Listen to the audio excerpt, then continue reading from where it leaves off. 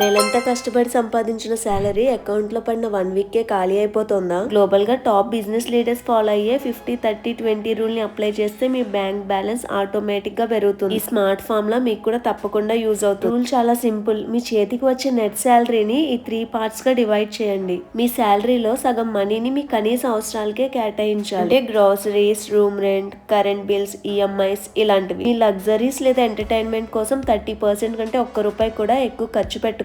అంటే restaurants, branded shopping, OTT subscriptions లేదా trips. ఇది మీ లైఫ్ ని డిసైడ్ చేస్తే మోస్ట్ ఇంపార్టెంట్. సాలరీ రాగానే ఫస్ట్ ఈ 20% అమౌంట్ ని పక్కన పెట్టేసి ఎమర్జెన్సీ ఫండ్ లాగా దాచాలి, లేదా గోల్డ్, మ్యూచువల్ ఫండ్స్ లో ఇన్వెస్ట్ చేయాలి. సాలరీ ఎంత అన్నది కాదు, ఈ రేషియోని మెయింటైన్ చేస్తున్నామా లేదా అన్నది ఇంపార్టెంట్. నెక్స్ట్ మంత్ నుండి ఈ బడ్జెట్ ఫార్ములాని ట్రై చేసి చూడండి. మీ ఫైనాన్షియల్ టెన్షన్స్ అన్ని పోతాయి. ఇన్ఫర్మేషన్ మీకు హెల్ప్ అనిపిస్తే వీడియోని లైక్ చేసి మీ ఫ్రెండ్స్ కి షేర్ చేయండి. ఇలాంటి జెన్యూన్ మనీ టిప్స్ కోసం మోనిక్ మైండ్స్ ని సబ్స్క్రైబ్ చేయండి.